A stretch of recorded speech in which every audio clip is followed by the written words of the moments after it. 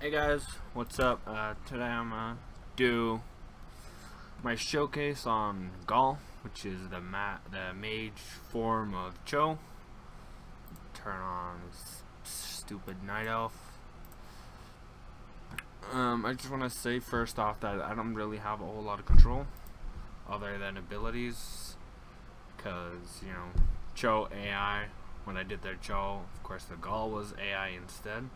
So I feel like Cho is go stomp Arthas and push hard, and I'll have to change it up every once in a while so it gets reset. So without further ado, let's get into it. Gall didn't really get a whole lot of changes in UI. I mean, in gameplay, he did have two major changes to it. What you see first off is that Eye of Gall'Rework is now made baseline. It's great, because I don't know, I always thought that you had to choose between either a lot of movement speed and control that you would have over the body, and you had to choose between utility for the entire team, which I don't know, I always thought it's a bad choice, and you always pretty much made the wrong choice pretty much. Yeah, but Eye of Gall'Rework gives us some vision, has a large range. Smell makes two heroes that have baseline vision, which is Tassadar, obviously, and now Cho'Gall. Alright, so his kit, that was his bomb, his rune bomb. You get to explode it for a lot of damage. You have your Q, which is Shadow Flame, just skill shot, line, damage. And you have your W, which is this. Drops 3 bombs. You can kind of control the range a little bit, not too much, just a long skill shot, bounces, just a good amount of damage. But later on there's talents that make it a lot better. Let's set our level to 20 so we can get to the talents. Oh, of course, his passive. Cho'Gall's new passive is a toggle. Cho can give him 25 armor, and Gall gives him 25 damage. So you have one up. Like right now we have the 25 damage, and he can toggle it on and gets the yellow one around it that will give him the 25 armor. Of course, it says that it reduces it, but it just means that it takes away the 25 armor, and now it's 100 armor instead of 75, so you get 25 extra damage. Alright, and his Z, it is now shoved. This is now made baseline. Personally, it was always my favorite, because it just gave so much utility. You can knock people out of, Tyrande stun, out of a mosh pit, out of all that stuff. It's just always a good talent, having to choose between that, the Eye of Gall'Rework, and the reduced cooldown and your speed boost. It was made the wrong choice, and in hindsight, like, the other one would have been more useful. So, I think this is a good change. Really like it. Well, the wall's down already. Just refresh it. Yeah, go back into the wall. Stupid ogre. Alright, so level 1 talents. I just want to say real quick that I haven't really watched these talents before, so all of these are pretty much new. There's a couple that I remember that are quite noteworthy for me. So let's get to it. So keep moving. It increases the duration of your Z's movement speed, which is just shoves, and then a little bit of movement speed, 25% for 2 seconds. It makes it 2.5 seconds. And Cho's basic attack against heroes reduces the cooldown of it, which is 30 seconds usually. It's just nice extra movement, extra utility. Taskmaster reduces the cooldown of shove by 10 seconds, and every time he hits a hero, its cooldown is reduced by 1 second. So you just have a baseline lower cooldown from 30 to 20 seconds instead of the extra movement speed but the lower cooldown. Then you have We See You. Eye of Gall'Rework's cooldown is reduced by 15 seconds, so from 45 to 30 seconds on the charge, and its range is increased by 33%.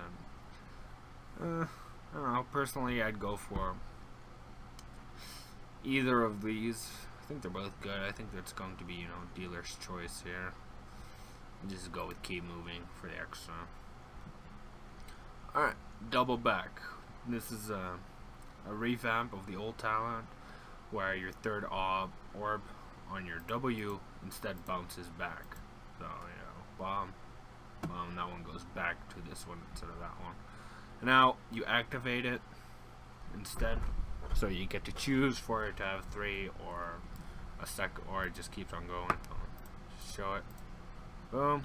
I want it to go back, and it goes back. It also increased the damage it does to non-heroic targets from the third bounce by 100%.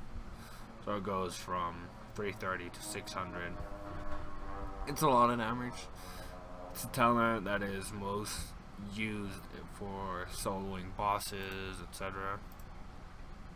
Wave clear, obviously. It'll also be great on like maps like Infernal Shrines, Tomb of the Spider Queen, maps like that. I think it's a good change, having that extra little bit of control. Alright, Runic Persistence. Runic Blast deals 400 damage over 3 seconds in an area around the detonation point. So that means the explosion stays, it doesn't become a dot. Like that. Leaves this little area, it just deals damage over time. Just good.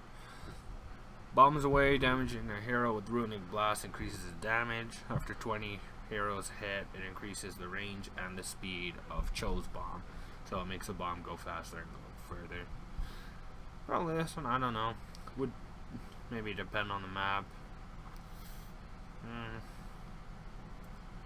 It actually seemed that Runic Persistence would do more damage.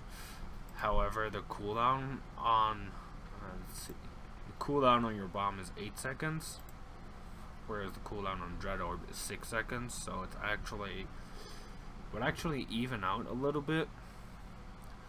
But the thing is, having to always hit your third orb, it's iffy. It's hard to do. And usually you aim for either the first or the second to hit it. So either the other one will probably be better. Let's see. 20 hits would only increase the damage of it by 100 when it already deals 500. Just say Runic Persistence for now, probably. Just deal some damage over time, maybe. Alright, level 7. Edge of Madness. Every subsequent hit of Shadow Flame against the same hero deals an additional 8% damage up to 40. These bonuses are lost if the hero has not been hit for 4 seconds. So your cooldown is 3 seconds. So you have a second of leeway for it to go back. I don't know. Like, you have to use it pretty much on cooldown.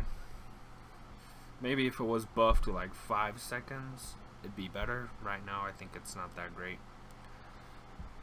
Double Trouble. Shadow Flame hits an enemy that is afflicted by Cho'Gall's Blaze. Its cooldown is reduced by 1 second.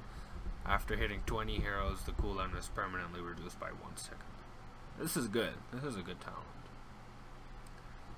The extra cooldown reduction on your Q, which is your main damage ability, it's good. It's really good. I like that. Ochre Rampage. Gall's basic abilities. Cooldown 75% faster for 5 seconds after Cho activates his trait. Ooh. So this way, I mean, assuming, you know, you're talking to your significant other, you always have that extra cooldown, because you should be rotating it pretty much. You should, you know, have Cho's up, you should have Gall's up for most of the time. When you start taking heavy damage, you know, you switch. So this would be great. Means you'd have to, you know, rotate it passively and have both of them up. I think this one is going to be the better one.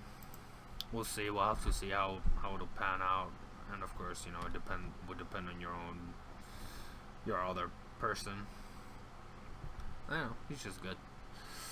Okay, so level 10, Shadow Bolt Valley. After 1 second, you know, it's unchanged. It is shadow. There's a lot of bolts. It's like that. 20 bolts does a lot of damage. Shreds heroes really fast. I mean, I like it, but personally, you know, judge me. But I personally really like the, what's it called? Twisting Nether. And one of the talents that I really also remember too is the level 20 version of it. I'll get to that later on, of course, but yeah. So for now I'll just pick Twisting Nether. After 1 second, you know, you channel, you get this aura around you, and heroes in it, everything in it is slowed by 50%, which is a lot. You can hold the channel up for 5 seconds. For 5 seconds you slow everyone around you for 50%. That's insane. Especially, you know, shove, pop it, everyone around you slowed, and then you pop it for 1,000 damage. That is a lot. It is amazing against a pretty frontline heavy part. It's pretty good. I like it. I think it's my favorite one. But the level 20 version of it was worse, and the level 20 version of Shadow Ball Volley was just so valuable that it pierced instead of just hitting the first hero, the first unit even. So that's why Twisting Nether has always been kind of bad instead. Alright, level 13. Searing Shadows. Enemies hit by Shadow Flame take an additional 2% of their health as damage, so, you know, Titan Killer. I mean, Giant Killer. It's okay, you know. Great against double tanks, but otherwise you're not going to get a whole lot of value out of it. Rising Dread increases each bounce of Dread Orb increases its radius by 25% and damage by 25%. Mixture W a lot easier to hit, especially the radius, which it didn't have before. Twilight Nova, after your first bounce, 2 orbs bounce to the other side. You know, it's the old one, how it used to be. Just show it off real quick. This is how it looks like. Bounce to the second, and then goes another one. You know, having to hit all of those bounces on like a tower or a fort just made your pushing potential so much better. It's something that Joe needed to, you know, being able to solo bosses and stuff. I know that he doesn't have that, because I think that probably Rising Dread will be the better one here. It's just oh, there you can see how the range. The third one is pretty big, especially when it's pretty much countered by just, you know, sidestepping it with the increased range. That becomes a lot harder. Alright, Shadow Sniff. Your Shadow Flame now slows heroes by 10% for 4 seconds, stacks up 3 times. It's, you know, 30% slow pretty much, but again for 4 seconds when the cooldown is 3 seconds. You need to hit it on cooldown. As someone who likes to, you know, save it up for a second so you can hit multiple heroes, I feel like it's just, I don't know, the duration is too low for my personal tastes. Ooh, Lead an Orb. Dread Orb stuns enemy heroes for 0.5 seconds. This gives Cho its pretty much only stun, other than Upheaval's mini stun, I guess. This is pretty great, actually. Like, especially with how easy it is to hit your orb on like a hero that is like channeling Rain of Fire, you know, Ravenous Spirit, stuff like that. That's pretty great. Especially when you combine it with Twisting Nether, where it's guaranteed where you can hit an orb at least on a hero that you actually want to hit. It's pretty good. I really like that. Runic Blast silences enemy heroes for 1.25 seconds. Same thing. Kind of depends. Like, if your Cho is really good at landing the orbs, you probably want to go Deafening Blast instead, because silence is just, it's just so valuable. it's amazing. Silence. But you know, the stun is also good. So, kind of depends. If your Cho's good, take the silence. If your Cho is not that good, take the stun instead. You know, because, you know, AI is retarded. Just take the stun. Really? I'm just gonna tank the fort like that? Whatever. Alright. Shadow Fury. Shadow Volley Bolts. Now Pierce. Unchanged.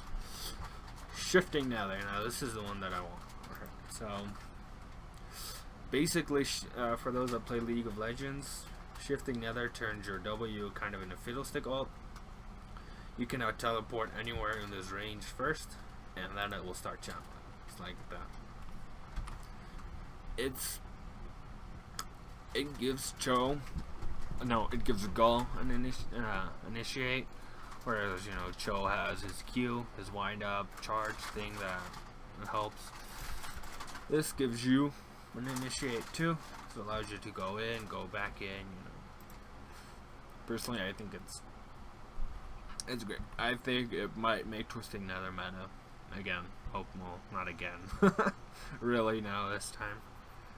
I think it'll be amazing. I like it.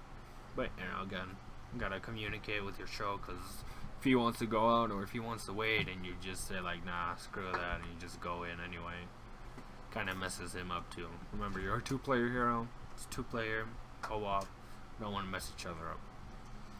Alright, I love Gall. Takedowns permanently increase the bonus of Ogre Rage, which is your trait.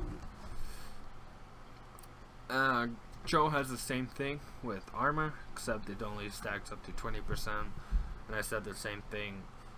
At level 20, how many takedowns are you really going to get? Like, if you're lucky, you know, you're gonna kill maybe 5 heroes, and then you're either end or you lose. So, I don't know. I feel like it looks great on paper, but in reality, it is not that good. It's a trap.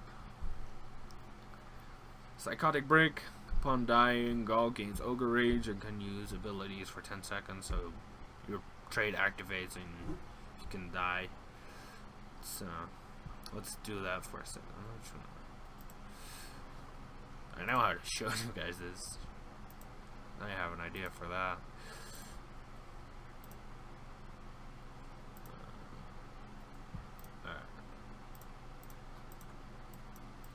Oh, you need sight. There we go. Refresh force. Oh. Well, that's not gonna work. I thought it was gonna work. I don't know why I thought that was gonna work, because you can't teleport. So, I don't know.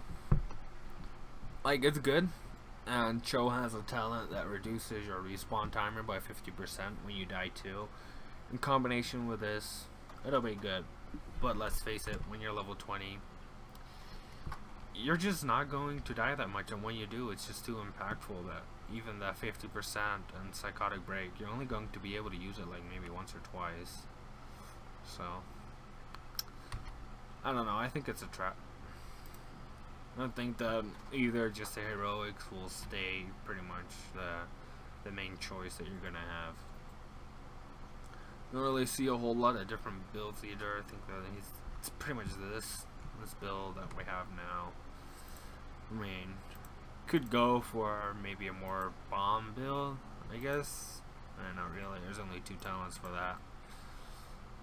So you're gonna have a Q build or a W build, pretty much. So this is the W. You can even take double back instead. Might be good with Rising Dread and Lead an Orb or Let an Orb or whatever.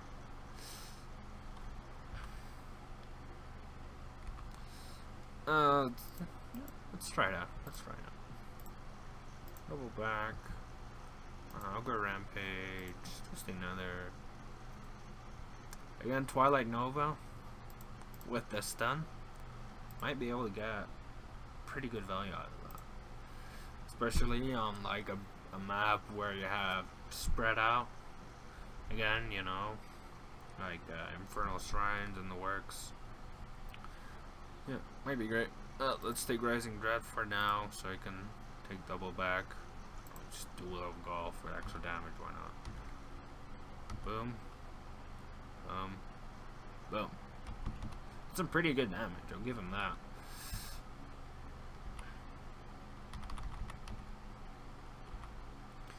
Yeah, I don't know. I'm glad let's face it, it's just that I feel like the extra radius really gives it its value. And it also lets you give that mini stun instead of this extra, but you know. Crap, I can't get out. Can't refresh the forts either because I'll be blocked in. Actually, I suppose I can just do this.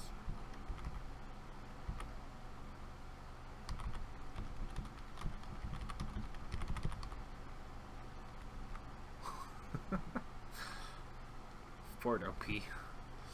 So I don't know. It'll probably depend, because I mean the extra damage too. Like she saw the third one did 500, did 600 damage. Yeah, I don't know. We'll have to see how it'll pan out. But probably this one. And you have a Q build, which is, I don't know, probably want to take again Runic Persistence maybe.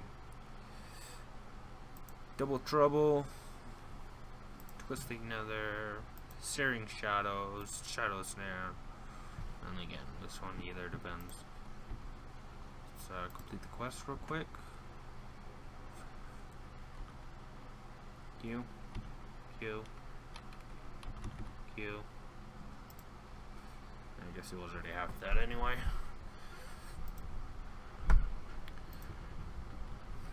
Let's get out of here. Q, slow, slow. Like this is more of a sustained damage build instead of the burst. It's not that bad. We're doing work to Arthas. So do it again. Can I make him? No.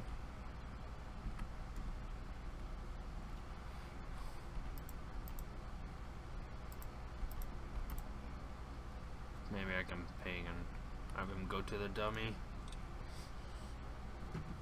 Yes, heal up, you fatty. Alright, let's go. Let's see if he's gonna go to it. No, you're not.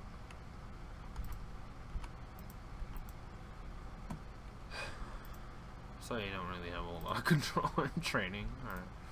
Can't really show you how to take over the boss either, but whatever. I mean, for taking over the boss, you need a Shadow Ball Volley at least. Maybe double back, maybe. I don't know.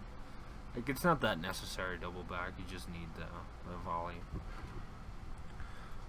So, there you have it. This is Cho'Gall. Personally, I was expecting more, really. I'm kind of underwhelmed by it. Like, it has some cool talents, has some good talents, but I don't know.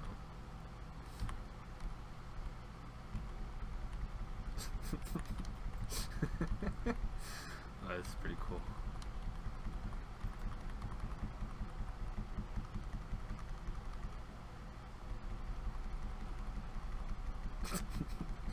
Alright. Well, can have fun. Don't judge me. Alright, there you have it. Cho'Gall. Not that great, personally. I mean, I think he'll probably be back in the meta, though. But that's because of Cho's rework and not Gall's. I think it's not that great. There you have it. Take care and have a good one.